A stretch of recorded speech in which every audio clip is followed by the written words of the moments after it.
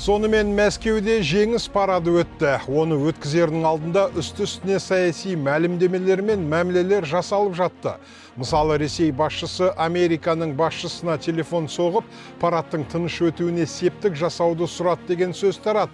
Себебі Ресей билігі Украина қызыл алаңдағы парадтың шырқын бұзады, төбемізге дрон ұшырат деп алаңдады.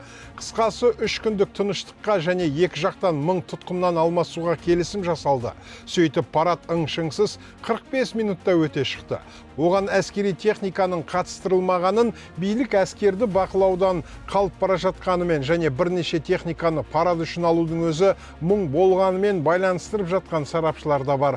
Қалай болғанда да мұндай шектеулі парад Мәскеуде бұрын соңды болған емес. Кеш жарық ағайын, бұл неге олай бағдарламасы?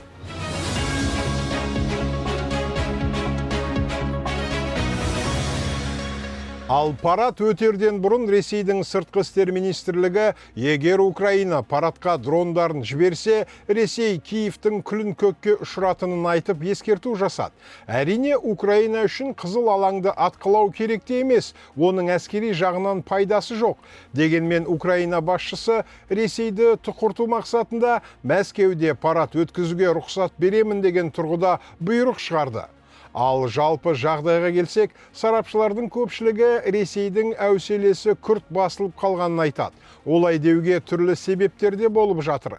Путиннің өзі соғыстың аяқталуы алыс емес. Зеленскиймен үшінші елдердің бірінде кездесуге кетер емеспін, тек барлық келісім пісіп жетілгенде қол қоюға ғана барамын деген риториканы айта бастады. Үшінші ел деген ешқандай одаққа, блокқа кірмейтін, дау-дамаймен қақ-соқтан алыс тұрған бейтарап мемлекеттер, мысалы Швейцария, Швеция, Финляндия, Австрия, Латын Америкасының, Азияның кей елдері деген сияқты. Кездесуге Зеленский де дайын екенін бұрыннан айтып жүрген, сондықтан бейбіт келісімнің төңірегіндегі жұмыс енді қайнаса керек. Бір айта кетерлігі, Украина Донбасты Ресейге бермеудің амалын жасайтын сияқты. Ресей бұған көнуі де мүмкін. Батыстың барлау қызметтерінің тарапынан Ресейде осы күні ішкі тартыстар пайда болған айтылды. Яғни элитаның өзінде Путинге қарсы күш-жігер пайда болса, Путиннің шегінуі ғажап емес. Батыс барлауы қарсылықтың генералитет тарапынан ұшқындай бастағанын келтірген. Барлау ондай қарсылық бұрынғы қорғаныс министрі Сергей Шойгудың төңірегінен бастау алады депті. Бәрі де мүмкін. Шойгудың орынбасарларының бәрі қамауға алынды. Ендігі кезек сол Шойгудың өзіне келетін болар. Генералдар арасындағы Шойгудың жақтастары біріксе осал күш емес. Путиннің өзі де Шойгуден сезіктене бастағаны жайлы жазылып жүр. Бірақ сарапшылардың кейбірі Шойгуды мұндай іске жарамсыз, бос, жуас, Путиннің байырғы досы дейді.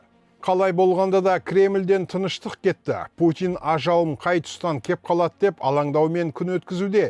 Бүгінде ол бункерден шықпайтын болған деп жатыр. Әрі Путиннің қауіпсіздік шаралары күрт күшейтілді. Бұл жағдай қауіптің қоюланғанын көрсетеді. Украина тарапынан ғана емес, өз элитасының да тарапынан қауіп артып жатса керек. Путин әскери және саяси элита қастандық ұйымдастырама, атып кетеме немесе дронмен соғама деген қауіп үстінде, тіпті күзетшілермен қоса көлікпен таптап кетеме дегенде қауіп бар. Сондықтан Путин бункерде әмірін сол жерден жүргізеді. Өткен наурыз айынан бері федералдық қауіпсіздік қызметі Путин бара алатын орындардың тізімін айтарлықтай қысқартқан. Ол Мәскеу облысы мен Валдайдағы резиденцияларына баруды тоқтатып, уақытының басым бөлігін бункерлерде, соның ішінде Краснодар өлкесіндегі бункерінде өткізеді деген ақпарат жүр. Путиннің алдына кіретін адамдарға қойылатын тексеруде күрт күшейтілген. Алдына телефонмен және қол сағатпен адам кіргізбейді. Күнделікті қызмет көрсететін дәрігерінің, аспазының, шаш қиюшысының, тағы басқа күтушілерінің де қолдарында телефон, білектерінде сағат болмайды. Олардың бәрінің үйлерін күндіз түні бақылауға көшкен, келген-кеткен адамдар аңдуға алынған. Бұл да қастандықтың алдын алу мақсатындағы әрекет. Владимир Путиннің басты қорқыныштары ретінде бірнеше жағдай айтылып жүр. Бірінші қорқынышы биліктен айырылуға алып баратын мемлекеттік төңкеріс, Ресейдің ыдырауы, халық наразылығы және халықаралық оқшаулану.